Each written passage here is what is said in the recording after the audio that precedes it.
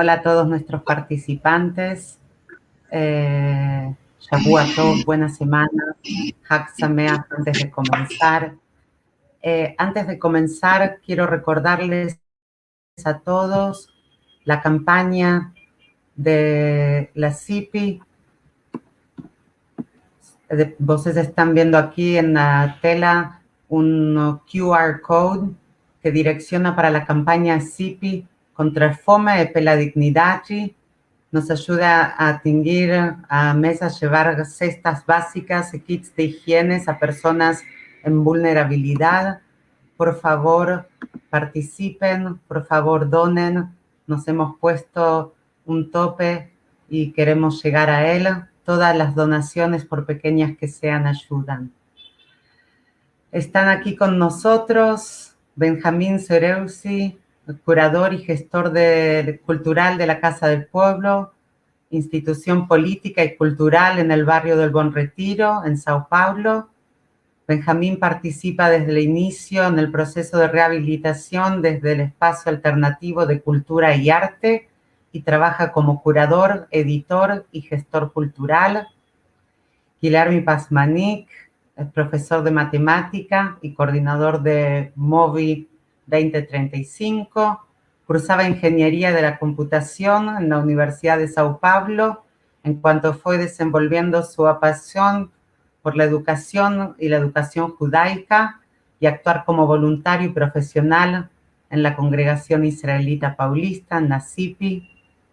Paula Fuchs, tiene 24 años, es psicóloga, formada en la Universidad Presbiteriana Mackenzie, es más nueva miembro de la Moishe House en São Paulo, trabaja como coordinadora del colectivo Jóvenes Sin Fronteras y Morad de Cultura Judaica y da aulas de danza folclórica israelense. Actualmente es directora institucional de unos 2 programas de Masá, la empresa Innovation Experience, llamado Programa Discover. Rebeca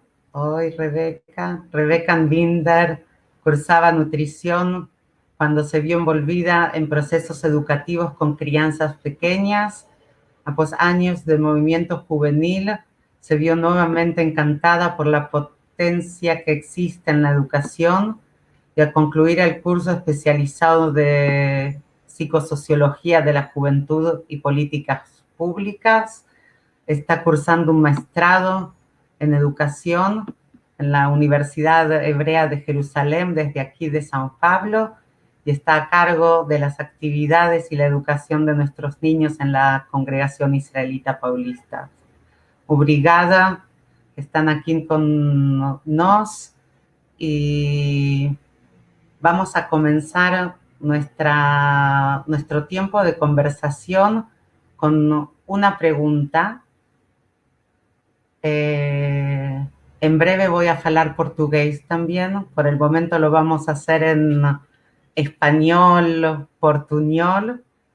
Y la primera pregunta que quería traer a vosotros es: ¿cuál es el lugar de la innovación en las tareas educativas, culturales y de activismo que cada uno de ustedes tiene y propone y a las que están dedicados?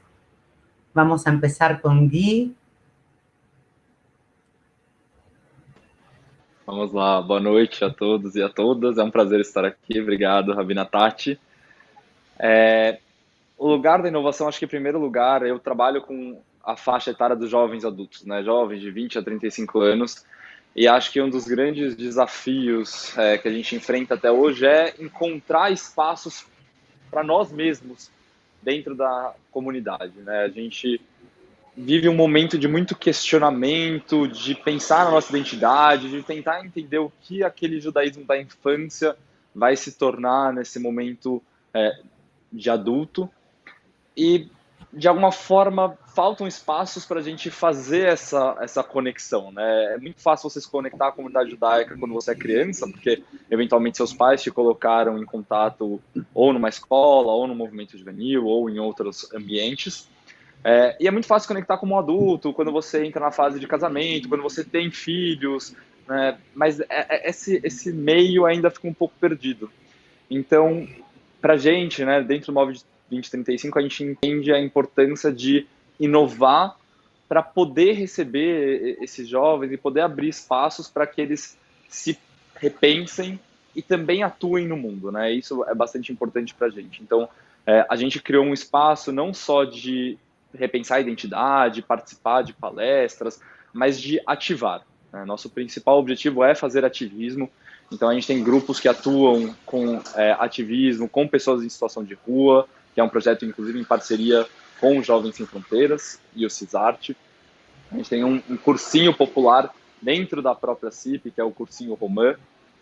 A gente tem um coletivo, né, um grupo do MOVE LGBTQIA+, em que a gente estuda com rabinos e rabinas, inclusive com você, né, sobre fontes judaicas, sexualidade e gênero. Então a gente faz essa intersecção entre judaísmo e o ser LGBT.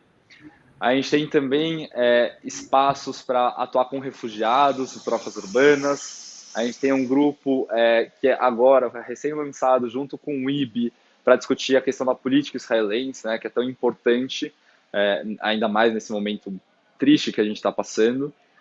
E a gente está desenvolvendo uma série de outros projetos, a gente quer atuar também com pessoas com deficiência, assim como a gente tem um grupo LGBT, a gente quer também criar um grupo de pessoas com deficiência para trazerem esse debate para dentro da comunidade. E sempre estamos abertos a receber mais ideias. E dentre todos esses projetos, a nossa ideia é, no fundo, criar uma comunidade jovem que veja que o judaísmo é principalmente o Tikkun Olam, né? É ativar, é transformar esse mundo num lugar mais justo e mais empático, e que a partir disso a gente forme também, a gente se una mais à comunidade judaica, esteja mais próximo, inclusive em momentos como esse, que para a gente é tão importante, né? O Tikkun de Shavuot da CIP.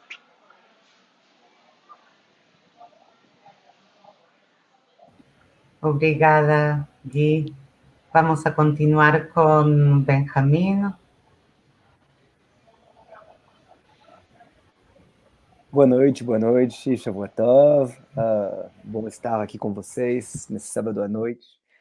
É prazer conhecer vocês, que infelizmente eu não conheciam ainda, então que seja o início de uma conversa que extrapola esse encontro. E parabéns à CIP por organizar e juntar pessoas, é sempre um prazer. Ainda mais nessa pandemia que a gente acaba tendo menos ocasiões sociais, né, de se encontrar e trocar ideias, então é muito legal. E eu vou tentar responder em português também, tá, Tati? Mas eu sou francês, então meu sotaque é de outro lugar, mas não é muito nem pior nem melhor, tá? Então, só para você ficar tranquila. Sobre a sua pergunta, onde existe inovação no que fazemos na Casa do Povo, não sei se todo mundo conhece, a Casa do Povo, uma instituição que é sediada no Bom Retiro, na Rua 3 Rios 252, foi criada em 46, e ela abriu como prédio mesmo em 53, então a gente é uma instituição bem antiga na comunidade judaica nesse sentido. E muitas pessoas conhecem a Casa do Povo como Shalom Aleichem, porque foi uma escola que funcionou lá, outros conhecem como Taíbe, porque tem um teatro no subsolo, então outros como ICIB, que é o nome da associação que está por trás da instituição. Mas a sua pergunta, eu acho ela muito instigante, ainda mais para uma instituição tão antiga quanto a nossa. Mas antes de responder, talvez eu queria falar uma coisa que para mim tem muito a ver com o judaísmo. Acho que no judaísmo o tempo não é exatamente linear, e ele é um tanto circular, ou talvez em espiral, né? A gente todo ano repete as mesmas festas, repassa pelos mesmos lugares. Então, se a gente tem uma leitura do tempo que não é linear, a inovação também não é algo que é apenas uma espécie de ponto de inflexão numa linearidade do tempo. A inovação também entra nessa ideia de um ciclo. Eu digo isso porque, para quebrar essa ideia, que seria uma espécie de alternativa entre ou inovar, fazer diferente, ou ser tradicional e fazer igual. Eu quero quebrar um pouco essa ideia. Eu acho que a inovação não é exatamente alguma coisa que vem quebrar criar um ponto de inflexão numa linha do tempo linear. Ela pode existir dentro de um tempo circular, como no caso do judaísmo. E a Casa do Povo é um bom exemplo disso, para ser mais concreto. Eu digo muitas vezes que a Casa do Povo é um time condenado a inovar. É uma instituição antiga, mas ao mesmo tempo, para algumas pessoas, parece uma startup. Eu vou tentar explicar por quê. A partir de 3 níveis. Um primeiro, talvez, ligado à missão geral da casa, como a gente reinventa, ativa constantemente essa missão da casa. Depois, como a gente organiza a casa. E, por fim, as ações disso depois. Só para pincelar algumas ideias também para conversar. Mas sobre a missão geral da casa, a casa ela nasce para ser um monumento vivo, em homenagem aos que morreram na Shoah. Isso é muito claro. Ao mesmo tempo que ela pensa que a cultura é uma ferramenta muito importante para lutar contra o fascismo. Essa é a ideia de nunca mais, né? E o que é interessante é que na Casa do Povo nunca tivemos a nossa história escrita na parede. A nossa história ela é inscrita nos corpos que usam a casa e na arquitetura. Então ela não é fixa, não é engessada. A gente costuma falar que a gente tem uma espécie de lema, que é lembrar e agir. Que para mim é uma coisa também muito judaica, né? A ideia do zachor, né? Em Yiddish, do gedenk, né? Lembrar, lembra-se. Então, na Casa do Povo, lembrar e agir. Quer dizer o quê? Ledor vador. Cada geração precisa ativar essa memória de maneira a dialogar com o seu contexto. Então, a Casa do Povo, nos anos 60, 70, foi um lugar de resistência à ditadura civil-militar. E hoje vai ser uma outra coisa. Então, a nossa própria missão nos pede para nos reinventar a cada geração. Eu achei isso uma coisa muito forte. E isso se traduz também, a gente pode falar melhor disso, né, depois, mas traduz também por questões organizacionais. Não adianta a gente queira funcionar hoje como a casa funcionava nos 50. Hoje a gente está reinventando a governança da casa, como a gente trabalha, como o poder é distribuído ao longo da estrutura. Estamos nos baseando em princípios sociocráticos, que é um tipo de pensar a organização. A gente está repensando o modelo econômico, como a instituição como essa se sustenta hoje, que tipo de fontes existe, qual tipo de receita, como trabalhar, com quem se articular.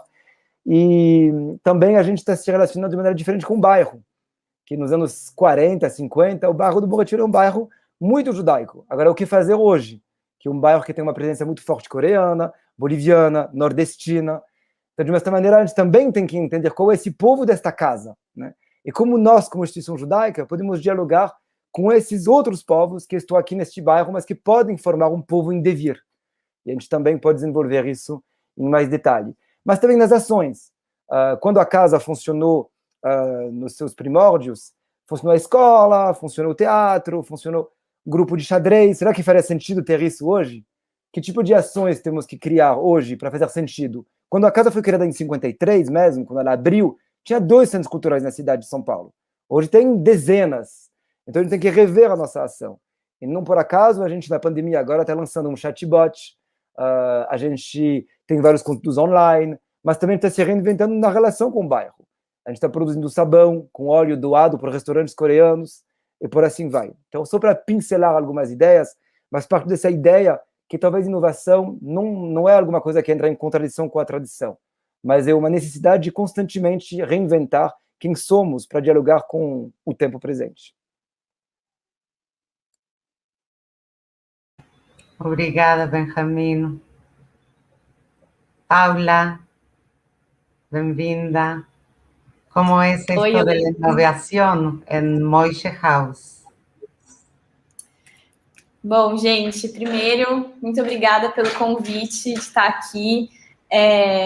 Eu acho que realmente é um momento muito legal da gente trocar ideia e falar sobre inovação. Então, muito obrigada, parabéns para a CIP pela organização, assim, incrível, porque realmente está muito legal o evento. Bom, então, vou contar um pouquinho da Moishe House, né, e para vocês entenderem o que a gente tem a ver aqui com essa conversa. Então, a Moishe House, ela é uma instituição mundial que começou com a ideia de encontros, e eu acho que eu vou falar um pouquinho sobre isso em relação à inovação. Quando os primeiros grupos do Taglit começaram a voltar de Israel, eles queriam muito se encontrar e ficavam, putz, onde a gente vai se encontrar e como vai ser, e que local é seguro a gente se encontrar e aonde a gente pode se expressar livremente de um jeito confortável para todo mundo. E aí começaram a surgir jantares, e esses jantares começaram a ser sediados por judeus nos Estados Unidos. Então eles falaram, bom, então vamos criar um lugar onde a gente possa fornecer esse espaço seguro para esses jovens se encontrarem depois de terem passado por uma experiência incrível, que é o Taglit, né, 10 dias em Israel, conhecendo pessoas num programa educativo. E aí, surgiu, primeiramente, a Moshe House nos Estados Unidos, e esse projeto começou a se expandir pelo mundo todo. E aqui na América Latina não, no Brasil, a gente tem Moshe House em São Paulo, em Porto Alegre e no Rio de Janeiro. E, basicamente, a gente trabalha com encontros de pessoas, com a nossa comunidade de membros, né, da Moshe House, que são basicamente os nossos amigos e pessoas que se interessam pelo projeto. E a gente faz encontros e eventos relacionados ao judaísmo, à cultura judaica, e também eventos de celebrações pessoais também, então aniversários, alguma data importante para os membros que moram na casa. E aí, eu gostei muito do que o Gui falou, porque o Move 2035 é um movimento que as pessoas elas conseguem se encontrar e fazer, assim, se expressarem, né, do jeito que elas se sentem confortáveis. E várias ações, assim, eu acho muito legal. E aqui, a ideia é também isso. A ideia é que a gente possa convidar pessoas e possa chamar os nossos amigos e possam chamar pessoas também que não necessariamente estão envolvidas com a comunidade judaica e trazer elas para cá. Então, por exemplo, quando a gente fala de inovação, eu acho que a gente, que nem o nosso amigo aqui falou agora, a gente pensa em startups e coisas inovadoras, e eu acho que assim, eu acho que não é bem assim, acho que também faz parte, mas essa inovação, essa nova ação de coisas vem muito também de encontros, né, de construção de coisas novas. Então, os encontros atualmente, eles não, além da pandemia, que os nossos encontros infelizmente estão sendo online e virtuais, eu acho que a gente está numa época que as pessoas elas ficam se desenvolvendo e se encontrando pela internet, né? Acho que pela geração também atualmente que a gente vive e a nova juventude, essa geração XYZ, assim, que eu não sei qual geração está agora, mas os encontros, eles acabam sendo muito, digamos, rápidos, né? Então, a Moshe House vem com essa ideia justamente ao contrário. Digamos que a gente está numa era de encontros virtuais, que é um normal, e a gente vem com a ideia de, não, vamos fazer encontro presencial, vamos fazer evento, vamos criar uma comunidade, vamos realmente se relacionar, assim, presencialmente e fazer uma relação pessoal, criar vínculos. E tudo isso em torno da cultura judaica, né? E judaísmo. Então, eu acho que o nosso lugar da Moshe House está um pouco nisso, assim, da parte de inovação, de realmente gerar encontros onde os nossos membros se sintam confortáveis e eles possam ser quem são em todos os momentos. A gente também poder expressar o nosso judaísmo livremente aqui. Então, não necessariamente a Moshe House de São Paulo vai seguir uma linha que é a mesma da linha do Rio de Janeiro, que é a mesma da linha de Porto Alegre, e isso no mundo todo. Então, cada um é livre para realmente poder ser quem é, poder seguir o que se sente confortável, e eu acho que é isso, é uma inovação, assim, de encontros, uma inovação de espaços, de aberturas que a gente pode ter aqui, diferente do que atualmente está acontecendo, que é um encontro mais virtual, uma coisa mais rápida. A gente não quer isso, a gente quer o contrário, a gente quer realmente criar vínculos e que esses vínculos possam crescer, gerar frutos, e a gente construir uma comunidade que seja forte, que seja flexível, que seja tolerante a todos os tipos de crenças e ideias que tenham em volta de nós. Obrigada, Paula.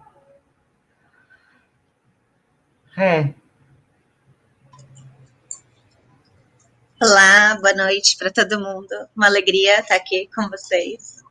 Uma responsabilidade imensa também.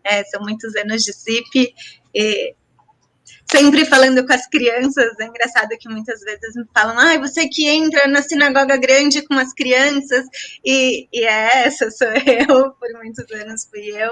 Então, uma responsabilidade muito grande estar aqui, e uma alegria conhecer vocês, que eu não conhecia, o Benjamin, a Paula. Então, vamos conversar aqui.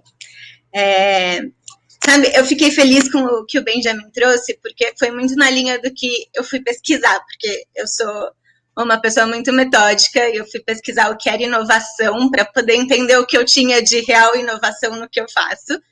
Meu cachorro atrás, desculpa, gente, ele faz parte das cenas daqui da casa. Mas, então, eu fui buscar a etimologia da palavra inovação para poder falar, e inovação vem de renovação mesmo, vem do latim, renovar, e eu acho que é buscar uma série de conhecimentos que a humanidade foi adquirindo para melhorar o que a gente faz. E aí, a área infantil da CIP, né, o que a gente procura na área de Eladim, é isso, é juntar a educação infantil. A infância evoluiu num nível muito alto, muito alto. Até porque se entendeu que é um lugar bom de se investir, né? Então, a economia em torno da criança é boa. Isso significa que a gente tem que entender melhor tudo para gerar mercado aí ao redor. Mas a gente pode usar isso para o bem e para o mal. A gente pode usar isso para fazer mais produtos de televisão que viciam, ou a gente pode incorporar esses conhecimentos para fazer uma educação rica, profunda, renovada. Acho que um desafio também da educação é que todo mundo aqui passou pela escola e funcionou. Então, para que a gente vai mudar? Fui educada, funcionou, estou aqui, cheguei bem. Por que eu vou mexer no time que está ganhando? Então, tem esse desafio de sair da zona de conforto, de sair do lugar que a gente conhece. Também tem o desafio de mudar a linguagem, eu acho, porque a gente passa o que a gente aprendeu. Então, se a gente teve essa educação tradicional, frontal, muitas vezes, é muito fácil passar isso para frente. Eu tenho que mexer com as minhas estruturas particulares, eu tenho que renovar as minhas estruturas, inovar as minhas estruturas, para poder mudar e trocar a linguagem para essas crianças, né? Então, eu fui fazer toda essa pesquisa, olhar todos esses processos, para contar que, basicamente, o que a gente faz de inovação com as crianças na CIP é olhar tudo que existe no mundo para poder incorporar nas nossas atividades, para poder incorporar nas aulas de Ktanim, que a gente ainda chama de aula, mas eu diria que são mais encontros com as crianças, né? A gente faz isso no Shabbat Eladim, então, e no Shat Sipur, né? São as nossas 3 principais áreas, e aí a gente tem as grandes festas e outros materiais que a gente produz.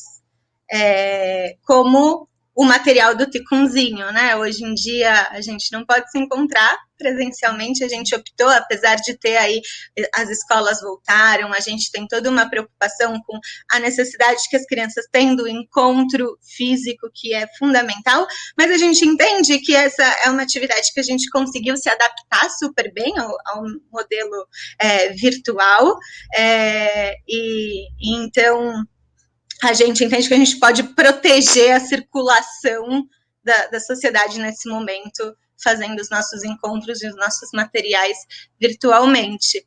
E não sei, se eu fosse destacar 2 coisas assim que eu acho, que eu gosto de falar bastante, que eu acho que é um caminho de... É algo antigo, mas que a gente sempre tem que resgatar, é um lugar da afetividade na nossa educação, que também é super judaico, mas acho que eu até às vezes me pego pensando, a gente fala que a gente está na sociedade do conhecimento hoje em dia, e se talvez a sociedade do futuro vai ser a sociedade da afetividade, que o que é mais importante é a gente saber ter sensibilidade, o afeto com o outro.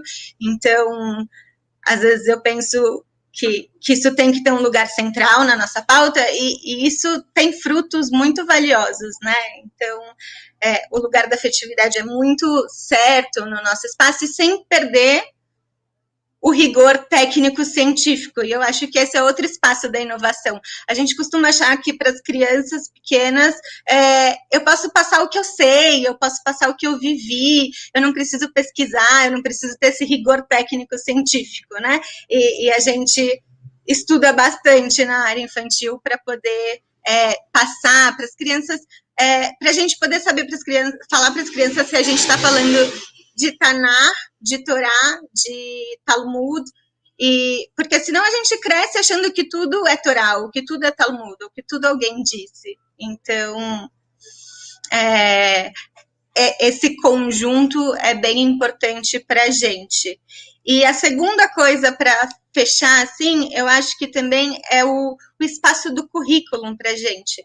Por um lado, a gente tem um currículo super objetivo, que a gente sabe onde a gente quer chegar e que a gente sabe o que a gente espera que as crianças saibam articular de judaísmo, mas, ao mesmo tempo, é um currículo muito flexível, em que as crianças são o centro desse processo de aprendizagem. Então, se eu chego preparada para falar de Shavuot, mas a criança me pergunta se Deus existe, a gente está preparado para mudar essa aula e investigar com ela. Eu não preciso saber a resposta, eu não sei, mas a gente pode investigar junto. Então, acho que esses são os espaços de inovação, renovação da área infantil. Obrigada, Rebeca. El tema de nuestro tikkun es eu e nos. Y quería traer esta pregunta a cada uno de ustedes y preguntarles en cada una, todos hablaron de una comunidad que están creando, una comunidad de crianzas, una comunidad de jóvenes, una comunidad barrial, una comunidad local. Y lo que les quería preguntar es, en estos tiempos en los que el individuo a veces es tan fuerte y la relación con el colectivo es un poco más difícil, ¿cómo ven ustedes en su trabajo el crear una comunidad en la que el individuo sigue siendo fuerte y central, pero puede ver a su prójimo y crear juntos una comunidad que tenga cierto equilibrio?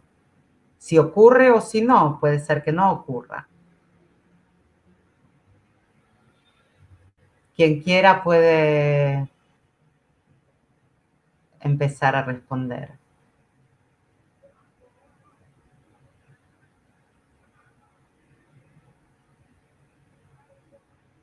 Qué timidez.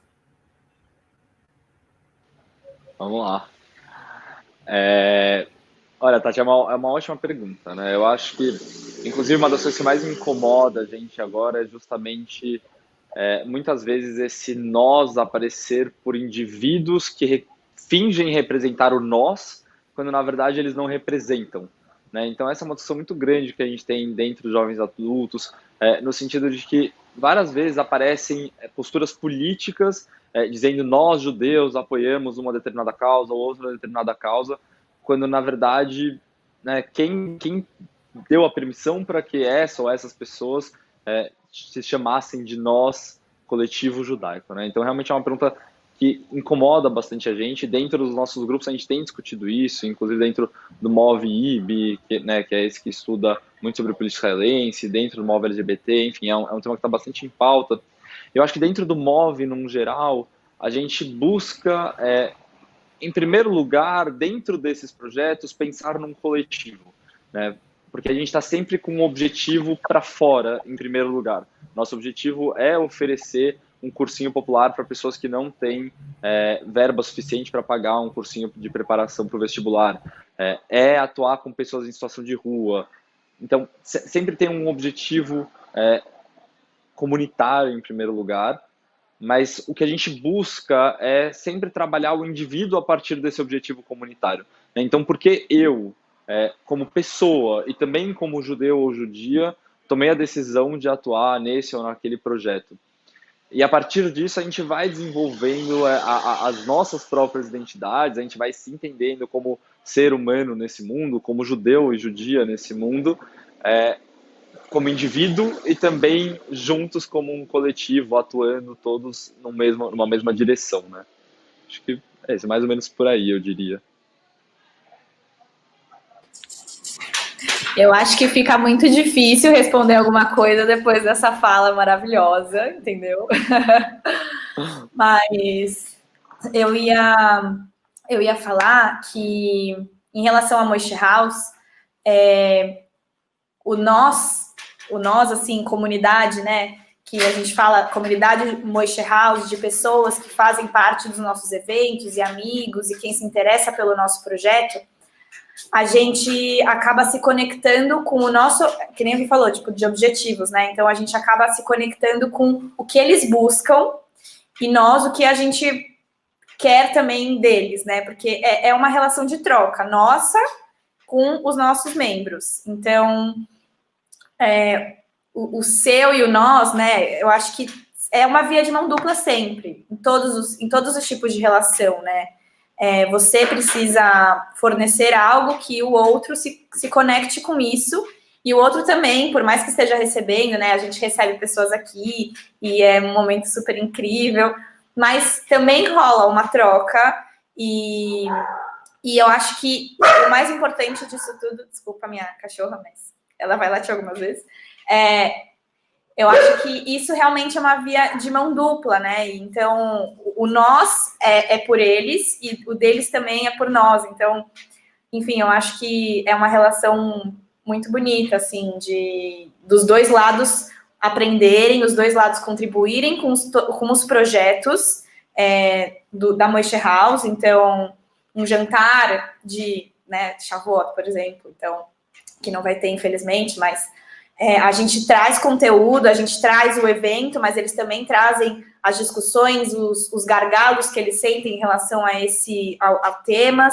Então, eu acho que é uma relação que precisa ter os dois lados se envolvendo, assim. Então, talvez não tenha muito a ver, assim, mas eu acho que eu senti vontade de falar sobre isso, porque cabe um pouco, assim, com o nosso ideal aqui da casa.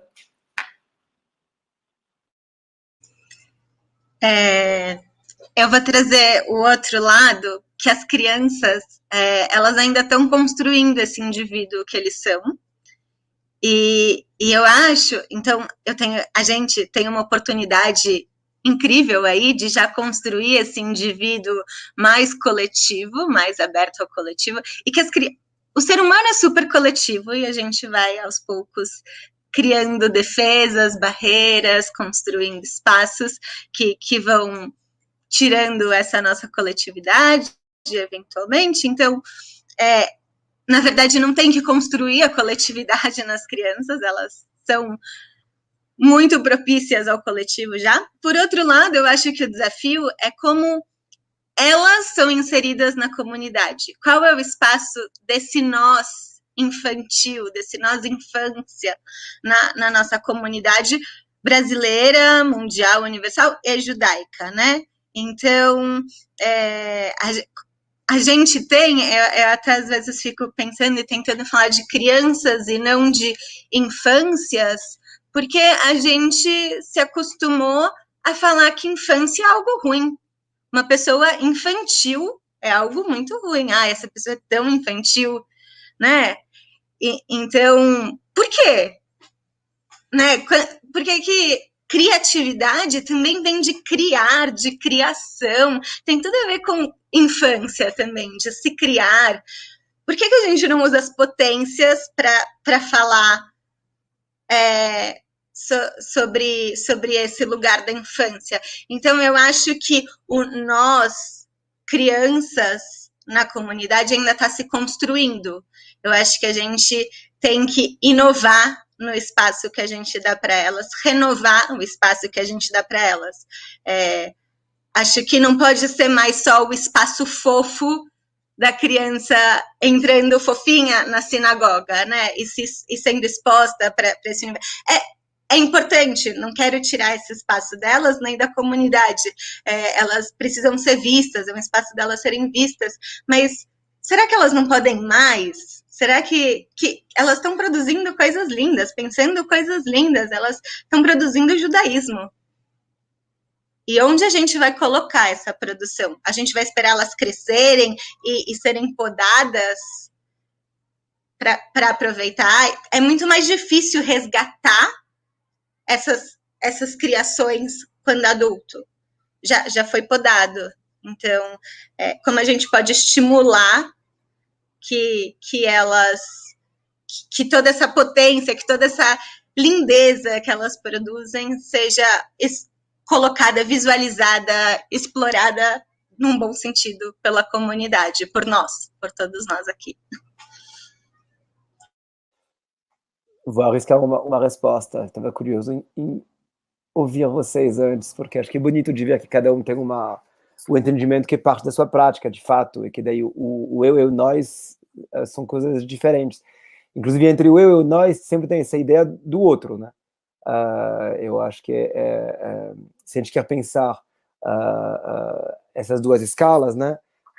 Tem o eu e tem os outros, e juntos podemos formar um nós, ou não. Acho que tem uma tensão ali. E daí é bonito ouvir a parte das crianças, a parte de uma tentativa de reinventar uma certa vida comunitária, etc. Como vocês estão problematizando e pensando isso. No caso da Casa do Povo, eu diria que é uma pergunta bem complexa, porque a gente é muito pautado pelo seguinte: a gente entende que se a experiência de ser judeu ou judia ao longo do século XX era uma experiência de ser o outro, o último a chegar, o primeiro a ir embora, enfim, a gente está acostumado com essa ideia, né, que vem, sei lá, do Georg Simmel, que o próprio Sartre falava, que o judeu é o outro, né? Então, se o judeu ao longo do século XX foi o outro, uma casa judaica, para nós, é uma casa aberta à autoridade radical. Portanto, a todas as minorias que a priori não fariam parte de um nós. Então, seja o movimento negro, indígena, trans, etc., sabendo que também não estou essencializando essas diferenças, as coisas são sobrepostas, né? Pode ter judeus negros, trans, etc., etc., mas e pensar um pouco como a gente se relaciona justamente a essa alteridade, mas entendendo que ela pode formar um nós, sem deixar de ser uma instituição judaica. Então a gente pensa muito a parte dessas questões, essas tensões, tentando deixá-las mais borradas. Eu, nós, indivíduo, grupo, judeu, não judeu, singular, geral.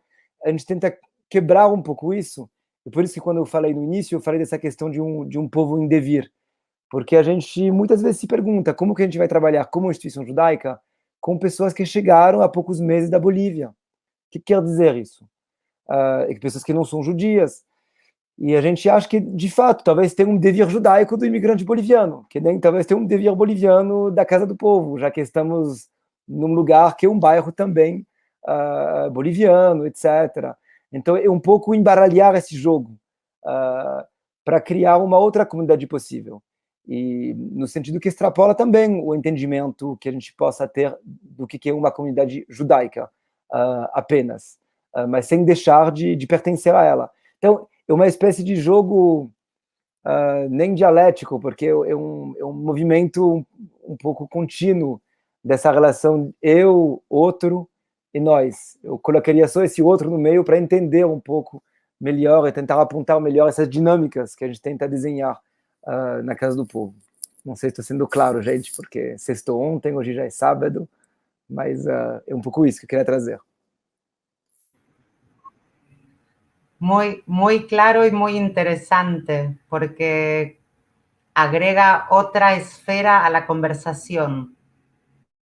Si hablamos solo del eu y nos dentro de nuestra comunidad, o si abrimos las puertas y podemos hablar de cuál es el lugar nuestro dentro de la comunidad, la sociedad mayor.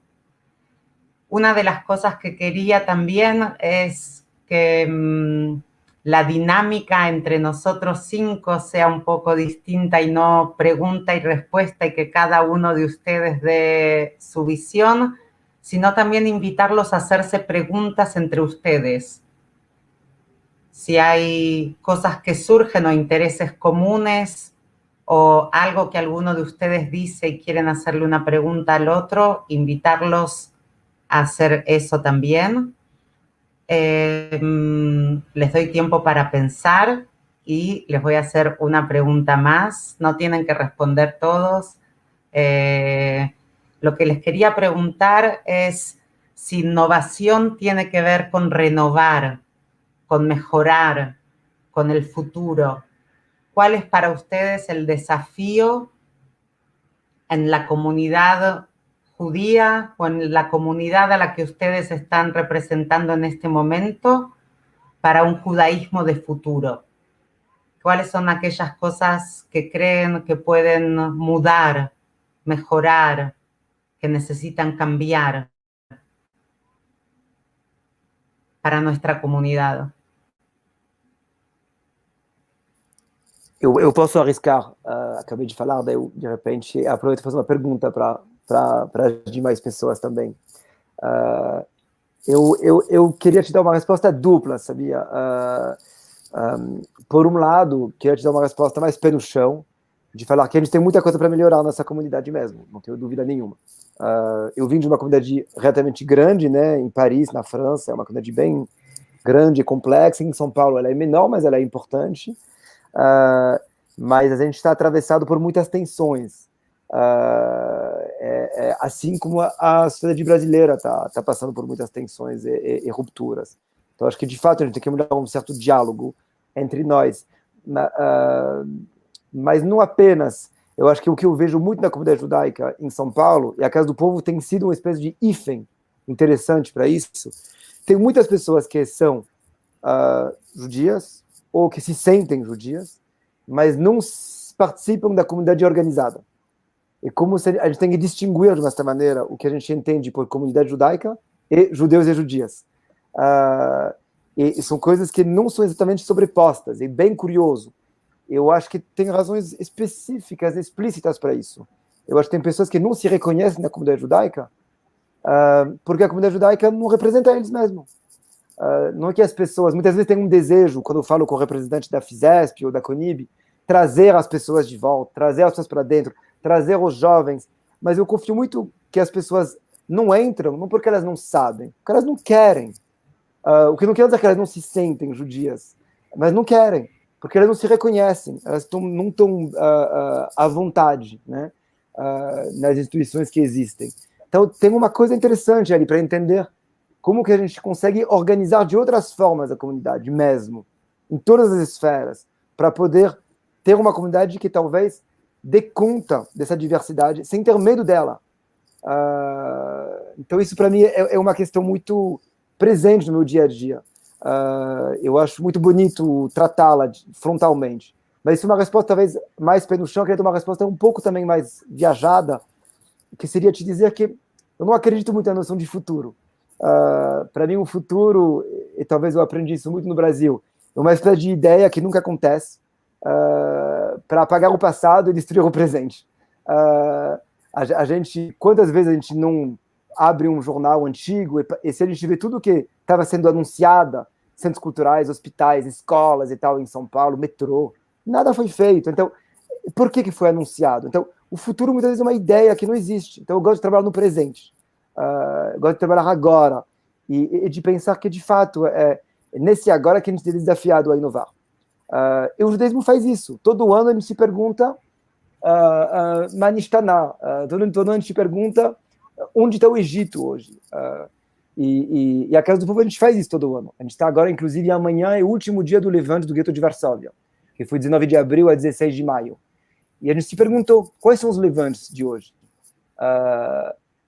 Que levantes do passado podem inspirar levantes no presente. Então, eu gosto de sempre colocar essa memória em fricção com o presente. E acho que é ali que surge o futuro. É agora mesmo, é nesse momento. Entendendo que a memória não pode ser uma coisa apenas nossa. Eu acho que a gente tem que ter a coragem de compartilhá-la. Muitas vezes tem esse medo, né? e se a gente chama isso de genocídio, talvez a gente está banalizando. E, no fundo, acho que a gente tem que também se colocar em risco para essa memória ser viva. Não a gente vai colocar ela num potinho, numa estante, e ela vai morrer com a gente. Então, é um pouco essas duas coisas que eu queria trazer. Uma coisa mais pé no chão, sobre essa ideia de uma comunidade que talvez possa lidar com a sua diferença de maneira mais radical, e não tenta escondê-la e se reduzir a uma comunidade organizada que é muito menor que a comunidade real.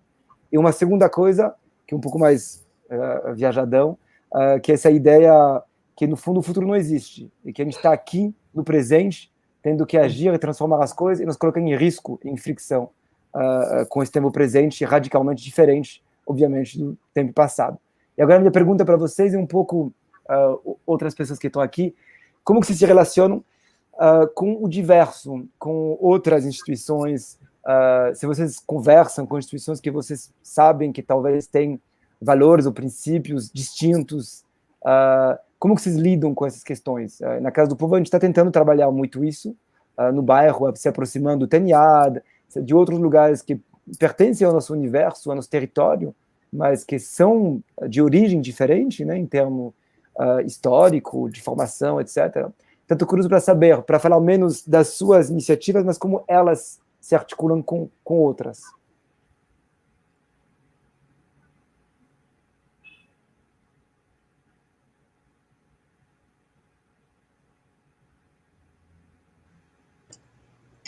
Eu vou começar só para problematizar aí o Benjamin.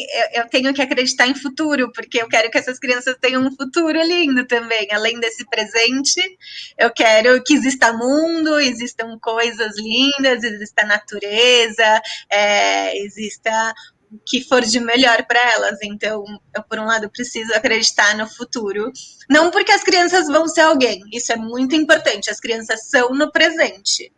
E elas são maravilhosas, mas eu quero que o mundo futuro exista para ver tudo que elas, dar continuidade para tudo que elas estão construindo agora. Então, só para botar um pouquinho de lenha aí nessa conversa e poder discordar um pouquinho. E aí, nesse caminho, eu concordo, por outro lado, eu concordo com o Benjamin que a gente tem que falar de outras coisas, a gente tem que abrir espaços agora para conversas, para resolver esse futuro e esse agora também. Eu acho que existem temas que são tabus na comunidade judaica, que a gente não consegue conversar, que a gente, né? E eu falo de lugares mais simples. Quero contar uma história, eu sempre conto essa história, que eu acho que é um exemplo bacana. Eu cheguei uma vez para um encontro de Ktanim com uma criança, primeiro encontro, e ela falou, eu perguntei, você sabe por que eu tô aqui, o que a gente vai fazer juntos? Ela me disse, sei, você veio me preparar para o bar mitzvah e eu não quero fazer bar mitzvah. Eu falei, tudo bem, você não precisa fazer bar mitzvah. Eu não vim te preparar para o bar mitzvah. O bar mitzvah é no dia seguinte do seu aniversário no calendário judaico de 13 anos. E tá feito. Tem uma cerimônia para isso. Você pode não querer fazer essa cerimônia. E tá tudo bem, é um direito que você tem. Você pode não fazer bar mitzvah. Ela calmou, baixou, a gente teve muitos encontros por muito tempo. E no último ano dos nossos encontros, ela estava desesperada para fazer bar mitzvah. Então, por um lado, parece um tabu falar que uma criança não precisa fazer bar mitzvah. Alguns avós aqui talvez fiquem um pouco loucos comigo. Mas eu preciso contar para elas, eu preciso abrir espaço para elas, que elas têm opção. E que não é tudo simples assim, preto no branco, né? E esse é um exemplo de algo muito pequeno, mas que quando a gente vai olhando para a comunidade, vai ganhando proporções e permeando todas as áreas, né? Permeando todos os temas. Então, eu concordo com o Benjamin que a gente precisa ter essas conversas. E precisa abrir diálogo para isso. E por outro lado, e respondendo o Benjamin também, como a gente abre ao diverso, era uma alegria imensa que Ktanim estava abrindo espaço para com parcerias em escolas não judaicas. A gente estava começando essas parcerias em que fazia parte das atividades do contraturno escolar, né, de escolas não judaicas, com uma quantidade significante de alunos judeus, mas que esse espaço também era aberto, era uma atividade da escola. A gente fornecia esse serviço para a escola, então se crianças não judias queriam participar dessa atividade, tinha essa possibilidade também. Então, estava se construindo um espaço muito rico. Agora, esse modelo, por enquanto, não está acontecendo, né, porque as escolas também estão evitando um movimento, qualquer movimento desnecessário, além das suas aulas dentro da escola, então a gente não está mais com essa atividade, mas era algo começando muito bonito, que eu sinto que tem um espaço interessante aí para a gente pensar para o futuro. Espero que próximo. Vou me arriscar aqui também na pergunta do Benjamin e puxar o que a Rê estava falando. Primeiro, acho que eu concordo com ela, né? É muito importante a gente pensar no presente, de fato, a gente não pode ver só pensando no futuro, mas a gente precisa ter um objetivo, a gente precisa ir atrás de algo, né, para fazer com que as coisas se movimentem. Porque se a gente só está no agora, eu acho que a coisa pode ficar muito parada, né? Então, acho sempre importante ter essa dualidade entre o futuro e o presente brincando juntas o tempo todo. E eu acho que uma coisa muito importante que o Benjamin falou sobre, eventualmente, pessoas da comunidade, pessoas judias e judeus não se sentirem parte da comunidade judaica, a gente tem que ter um olhar muito cuidadoso para isso, para entender se essa pessoa não se sente parte porque ela não tem espaço, e isso é muito prejudicial, porque aí sim a gente precisa de espaços diversos para receber as diferentes pessoas que queiram se encontrar de alguma forma dentro dessa comunidade, ou se essa pessoa não quer, de fato, participar da comunidade por uma escolha. E aí, isso é um direito, óbvio, é o que a Rê estava falando. Se uma pessoa sente que ela não quer fazer bar mitzvah, ela tem o direito de não fazer bar mitzvah, né? E aí, nesse sentido, eu vejo também de duas formas, né? Eu acho que tem pessoas que acabam se afastando do judaísmo porque não encontram um judaísmo que conversa com elas. E aí eu acho que é essencial a gente mostrar que existem diversos judaísmos e que existem judaísmos que, com certeza, vão conversar com essa pessoa. Ou uma pessoa que de fato viu diversos judaísmos e falou, não, essa não é a minha forma de ser, e ok, é isso, tá tudo bem, somos todos, temos todos a liberdade de escolha, né? E em questão a sua pergunta, né, Benjamin, mais especificamente sobre a colaboração entre entidades, o MOV 2035 busca fazer muitas parcerias com instituições que faz sentido fazer essas parcerias no sentido que a gente tem um objetivo em comum. A gente não vê a necessidade da parceria pela parceria, porque a gente entende também que tem vários projetos que não conversam com os objetivos do MOV, mas que são muito importantes de existir, porque, de novo, era o que eu estava falando, precisa existir múltiplos espaços. Então, o MOV 2035 não é exatamente um espaço de festas ou de viagens, pelo lazer. A gente tem um outro objetivo, mas é muito importante que existam também esses espaços e que as pessoas possam andar em todos esses lugares que fazem sentido a elas.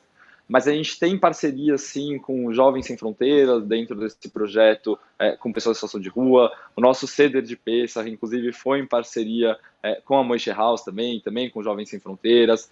O Cursinho Romã, por exemplo, faz parceria com o Cursinho CPV, que não tem nada a ver com a comunidade judaica, mas é um cursinho de vestibular bem importante aqui em São Paulo. O Trocas Urbanas, que atua com refugiados, tem uma parceria com a instituição Missão Paz, que é uma igreja que acolhe refugiados, então a gente tem uma parceria muito legal também com o Padre Paolo.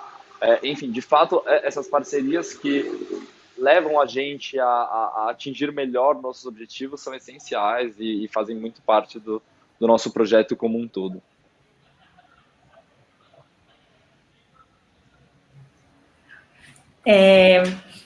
Eu acho que, em relação à inovação, em questão da melhoria, né, se a inovação é melhor ou não, eu acho que sim, particularmente falando, eu acho que a partir do momento que a gente busca sair da nossa zona de conforto, né, que acho que a inovação é um pouco isso, você sair do comum, sair do que já está acostumado ali, que você já está bem. Eu acho que quando a gente sai, a gente cresce, a gente se desenvolve como pessoas, como comunidade, como seres humanos, e isso faz com que as coisas, elas realmente, de certa forma, melhorem.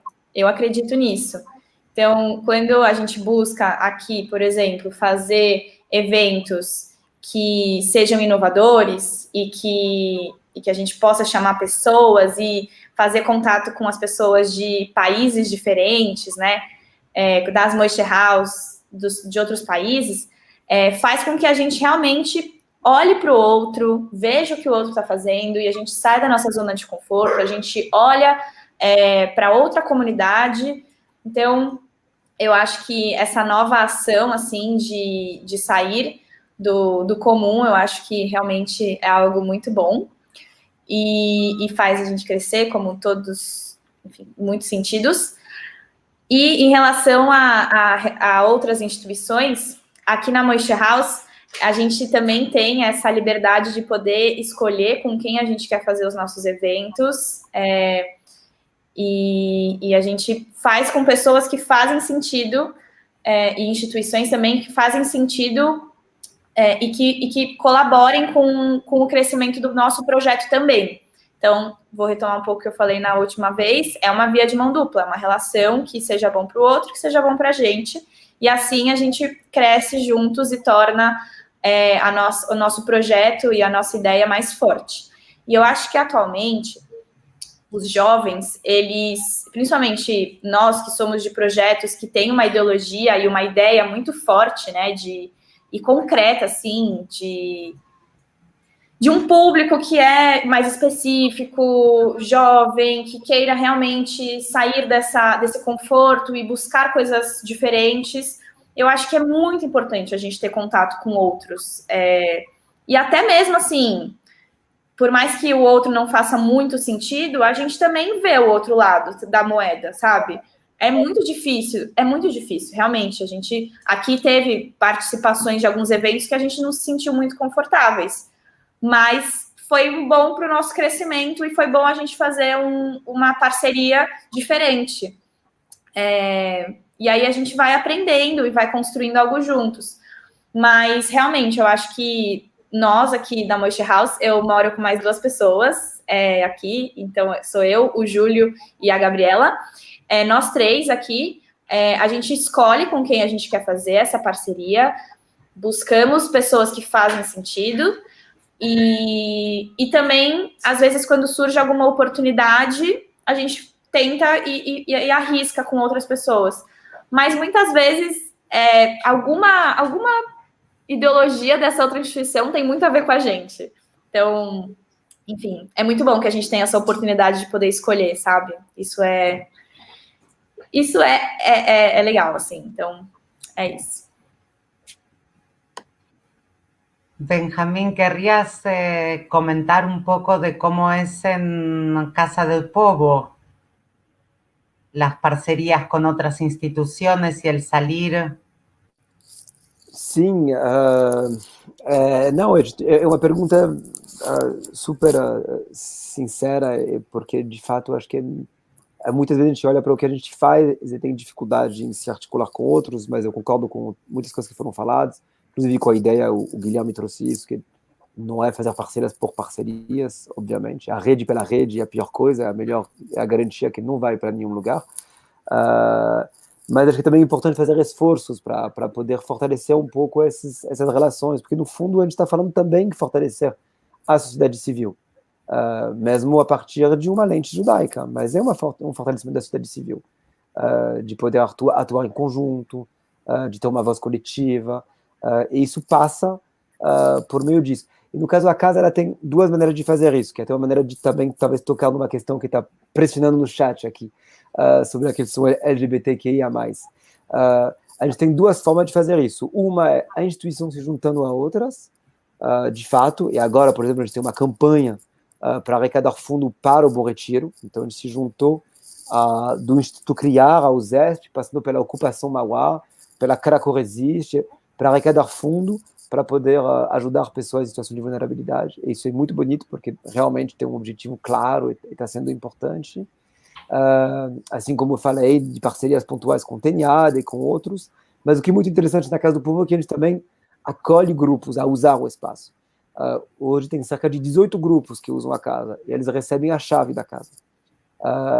O que eu acho um gesto muito forte, muito bonito. E daí muitos grupos usam a casa, alguns grupos relacionados a temas judaicos, né, como o Círculo de Reflexão sobre o Judaísmo Contemporâneo, e outros não, como um grupo Mecha, que é um grupo de performance de mulheres trans, muitas delas em situação, inclusive, de vulnerabilidade social ou de rua.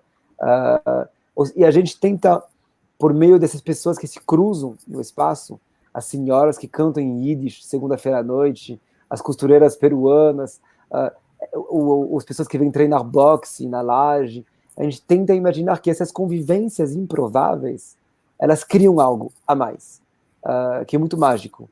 E acho que e daí algumas pessoas vêm e não sabem que é instituição judaica, e vêm porque se interessam com o coletivo Legítima Defesa envolvido no movimento negro, mas vão descobrindo, e daí descobrem que tem intersecções entre as lutas, entre as reflexões, entre as repressões, etc. Então, é muito bonito, tem até a ver com essa história da Bar Mitzvah. Não precisamos forçar as coisas, falar, aqui é assim, somos judeus, somos judias, não, vem, frequenta, usa, vamos baixar o som, né, falar mais baixo, e as pessoas vão usando e inventando usos que a gente não imaginou, e criando, a casa nunca foi um lugar muito religioso, mas de repente tem um grupo de mulheres que quis fazer uma espécie de um Seder de Pessah só para mulheres. E por assim vai.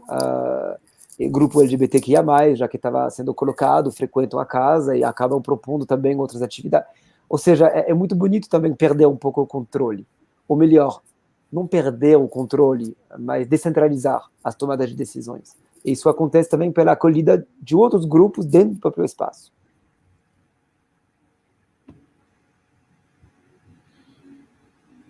Es cierto que en nuestro chat, en nuestros comentarios, surge varias veces la pregunta de la relación de la comunidad judía con la comunidad LGBTQI+.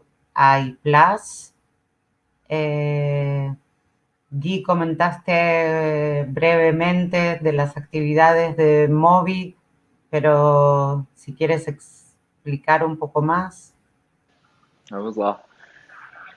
Um dos grupos do MOV LGBT, um dos grupos do MOV, né, esse MOV LGBTQIA+, que justamente surge com o intuito de conectar essas duas identidades, a judaica e a LGBTQIA+, né? Por muito tempo, e diria que até hoje, em muitas comunidades, ser LGBTQIA+, faz com que você acabe se colocando à parte ou sendo colocado à parte, né? Também é uma via de mão dupla, e de alguma forma, justamente para mim, como judeu homossexual, era muito importante buscar um espaço de conexão entre essas duas identidades.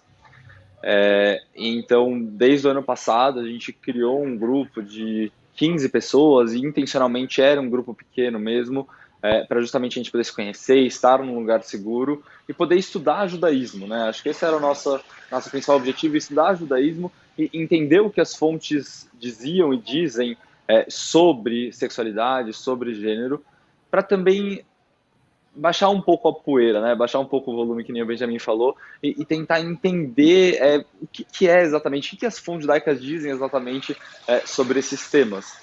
E foi um processo muito lindo, porque a gente contou com um enorme apoio da CIP, né? O MOV 2035 faz parte da CIP, e os rabinos e rabinas da CIP participaram desse processo com a gente. Então, a cada 15 dias esse grupo se encontrava e convidava um rabino ou uma rabina para trazer um estudo para a gente sobre esse tema. E foi muito lindo o nosso percurso de perceber que existem fontes muito problemáticas e muito excludentes, e ao mesmo tempo perceber que existem fontes que trazem esse tema da sexualidade, do gênero, numa época que a gente nunca imaginaria que traria, e às vezes até com uma naturalidade muito grande, mas a gente foi percebendo com o passar do tempo que essas fontes acabaram ficando silenciadas e outras fontes mais LGBTfóbicas acabaram sendo trazidas mais à tona, né? Obviamente, a nossa sociedade se desenvolveu dessa forma, então, infelizmente, faz sentido que essas fontes LGBTfóbicas tenham tido um volume maior do que as outras, né? A gente está num processo agora justamente de abrir, né? A gente fez um percurso de 1 ano, a gente está terminando 1 ano de estudo, e a partir do semestre que vem a gente quer abrir para receber mais pessoas e que não necessariamente queiram só estudar, às vezes só precisam de um espaço para conversar, se encontrar, escrever, produzir artigos que falem sobre ser LGBT e ser judeu, isso, e de alguma forma conseguir trazer mais gente que não simplesmente pelo viés do estudo, mas também pelo viés do estudo, né? Então abrir um outro grupo de estudos para quem quiser passar por um processo parecido pelo qual a gente passou.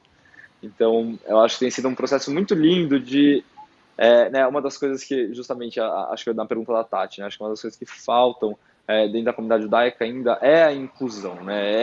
É ser receptivo, é entender que o diverso complementa e não parte a comunidade ou não ameaça a comunidade. E acho que um pouco do processo que a gente tem vivido no Move LGBT é justamente nós, LGBTs, buscarmos essa junção e o nosso espaço dentro da comunidade, a ponto de a gente ter a honra de ter sido convidado, por exemplo, para abrir hoje o próprio Tikkun de Shavuot com a Havdalah, né? Então acho que é esse espaço que a gente está buscando e a gente está ganhando, e a CIP tem sido muito parceira nesse sentido.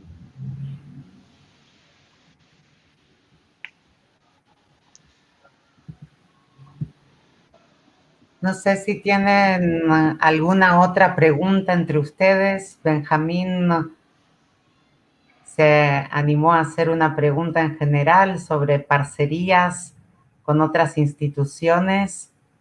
Si Re o Guy o Paula tienen alguna pregunta para hacer en este tema de la innovación y nos dentro de la comunidad judía. Eu não sei se eu não tenho uma pergunta, mas eu queria enfatizar aqui que eu acho que saiu em todas as falas esse lugar da escolha. Eu acho que a gente precisa olhar atentamente para isso. Eu acho que talvez esse é o judaísmo do futuro, um judaísmo que envolva escolhas com uma tranquilidade de que a gente vai escolher o judaísmo também. A gente né, eu contei a história dessa criança e ele escolheu o judaísmo, mas eu tinha que confiar nisso, eu tinha que confiar nele e eu tinha que confiar no judaísmo.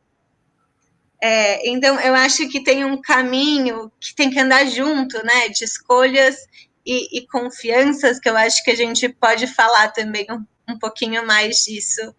Não é exatamente uma pergunta, estou jogando para todo mundo se pensaram mais algo nesse caminho, mas isso para mim ficou muito claro, muito forte, e queria reforçar que é isso que a gente faz bastante na área infantil, que a gente busca dar escolhas e caminhos para eles, e é muito claro como eles se empoderam e eles fazem boas escolhas. Eu confio muito no que vem, nas crianças que estão assumindo esse judaísmo.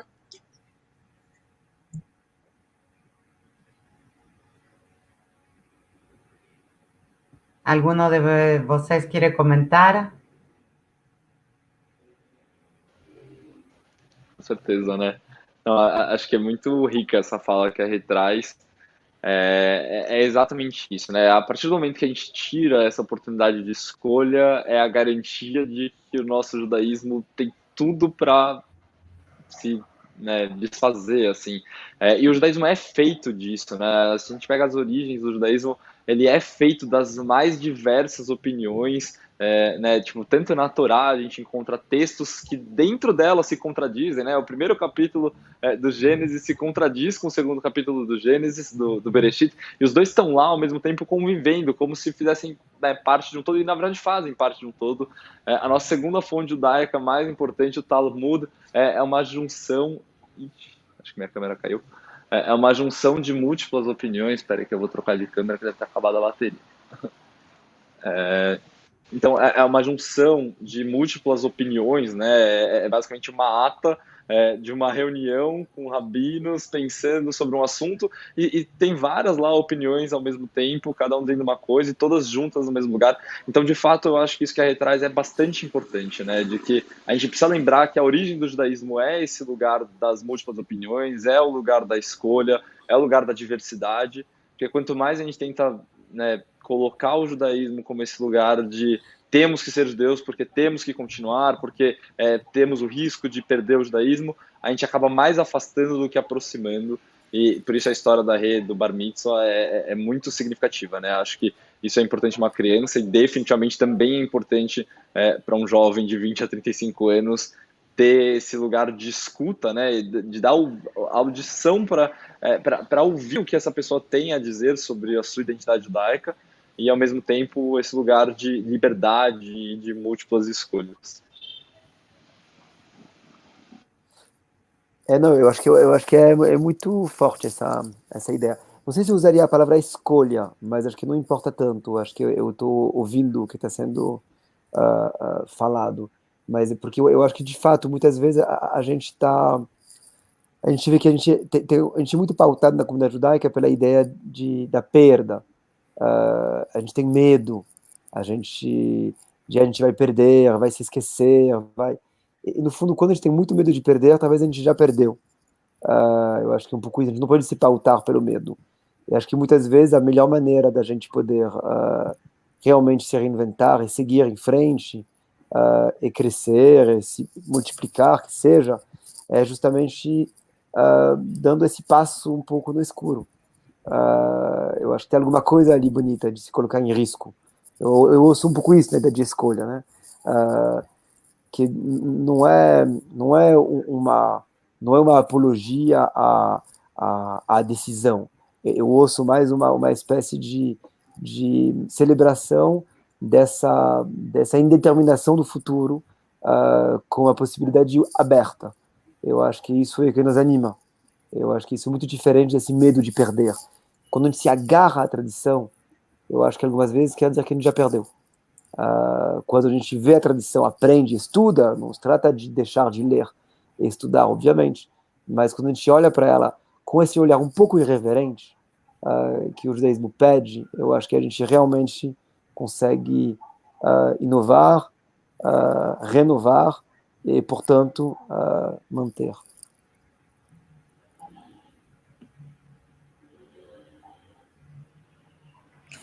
Gente, queria falar que eu acho muito lindo esse momento, sério. Porque, não sei, dá um gosto, sabe, de pensar que a gente às vezes sente que estamos no fim do poço ali, fundo do buraco, só que não. E eu acho que, assim, eu cresci na comunidade Bialy, que aprendi que aquilo era o certo, que aquilo era o único, e aí, enfim, acho que eu tive um aprendizado quando eu era criança, né, que ele se desenvolveu dentro de uma caixinha. Quando eu fui crescendo, eu tive essa possibilidade de sair dessa caixinha, essa escolha, né, de sair. Com certeza tive essa escolha porque os meus pais me permitiram, e eu acho que os responsáveis das crianças e de jovens, né, que ainda não são totalmente livres para escolher o que eles querem, acabam se colocando em caixinhas do que acham correto, né, ao invés de abrir e falar, olha, temos essas opções, o que você se sente mais confortável? É indo por esse caminho? É indo por esse? Porque existe um grande medo. É um medo da sociedade, desses tabus, de que a gente não pode falar, de que vamos esconder a realidade, sabe? Então, eu acho que cada vez mais a gente tem que mostrar que esses espaços, eles são seguros, que não precisa ter medo, que tá tudo bem. E às vezes realmente vai ser difícil essa escolha, esse momento, né, de entrar numa coisa nova e falar, putz, deixa eu experimentar e ver se é isso mesmo. Então, a gente acha que eu espero muito que esse nós do futuro, assim, essa inovação que aconteça, essa forma assim da gente poder inovar a comunidade judaica, inovar os meios, seja deixando as pessoas confortáveis e dando uma certa tirando, né, na verdade, todas essas caixinhas que todo mundo gosta de colocar e deixando em aberto. Deixando esse poder de escolha que a gente tem como instituições, né, e grupos, para os outros experimentarem isso. Eu tô muito feliz de estar aqui, assim. Eu queria falar que eu acho muito legal essa conversa toda. Desculpa, mas eu adoro, gente, sério. Mas é isso, queria falar isso. Nos quedan solo 6 minutos y nos han hecho una pregunta muy buena. Tienen 1 minuto cada uno para responder si es que quieren y dejamos 2 minutos para el final para explicar cómo sigue nuestro tikkun. La pregunta es, si cada uno tuviese recursos infinitos para implementar alguna nueva iniciativa, ¿cuál sería?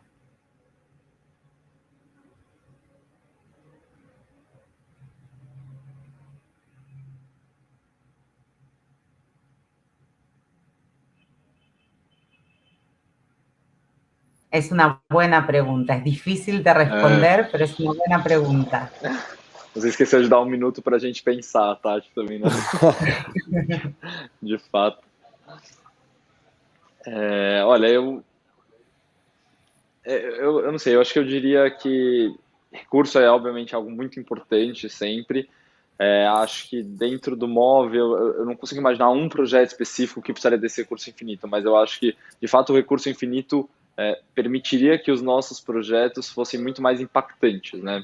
Eu acho que a gente está num momento de fato, ter projetos um pouco menos impactantes, menores mesmo, porque a gente está criando isso. O móvel é super recente, a gente construiu tudo isso basicamente na virada de 2019 para 2020, numa época que a gente entrou em pandemia e de repente tudo mudou, mas eu realmente usaria esse dinheiro para investir em todos os projetos do MOVE e também em abrir diversas novas outras frentes de ativismo, que ainda existem muitas outras causas que o MOVE não dá conta, mas que de alguma forma poderiam abrir mais espaços para que pessoas de diferentes profissões, diferentes interesses, diferentes identidades, diferentes relações com o judaísmo pudessem se encontrar nesses projetos e de alguma forma pertencer a essa comunidade MOVE que a gente está construindo, que traz um judaísmo que toque essas pessoas e que façam que elas queiram participar dos nossos eventos mais gerais, como festas, festividades, né, os Hagim, ou os outros encontros que a gente proporciona justamente para fazer esse paralelo entre nossas identidades pessoais e nossa identidade judaica. Acho que eu iria um pouco por aí, assim. Bom, vamos lá, vamos me arriscar, gente. O tempo está curto, então vamos lá, porque o tempo, pelo visto, não é infinito. Então vamos usar bem esse recurso. Sabe que é curioso, porque eu não me anima tanto pensar recursos infinitos. Se eu tivesse recursos infinitos, obviamente eu ia sentar com todo mundo e ver como que a gente divide aquilo. Eu ia fazer isso, é óbvio. Não ia fazer um projeto meu. Eu ia, assim, sentar e falar, gente, temos isso, que facciamo? Acho que seria muito isso. A gente replanta a floresta, a gente, sei lá, o que a gente faz com esse recurso? Mas, na verdade, eu acho que recurso, para mim, não é um mal necessário. Tem uma frase muito linda, quando o Immanuel Kant, ele fala da liberdade. Ele pega a imagem da pomba, como se a pomba reclamasse do ar que resiste e que a impede de voar melhor. Mas se não tivesse ar, a pomba não voaria. Então, para mim, os recursos ser finitos, essa resistência do real, é o que nos permite, na verdade, fazer coisas. Então, para mim, o fato dos recursos serem finitos, o fato de eu ter que tecer aliança, de pedir apoio, de convencer pessoas que o que a gente faz é interessante, é o que me torna útil, é o que me garante, é o melhor indicador do que o que eu estou fazendo está mudando a vida de algumas pessoas, porque algumas pessoas conseguem até acreditar tanto no que a gente faz que elas nos apoiam. Então eu gosto de recursos finitos. Eu queria dizer isso, por incrível que pareça, porque é a partir deles que a gente pode talvez criar, sonhar utopias realizáveis. Nos vamos a quedar con este pensamiento de Benjamín, Rey, Paula, perdón, no vamos a tener tiempo de escuchar sus proyectos. Eu quero só agregar uma coisa ao Benjamin. coloque as crianças nessa mesa. Quando for chamar todo mundo para decidir o que fazer de recursos infinitos, Claro. as crianças têm ideias maravilhosas. Claro. Aqui é Janus Korczak na veia. Constituição das Crianças. Conta conosco, sem dúvida.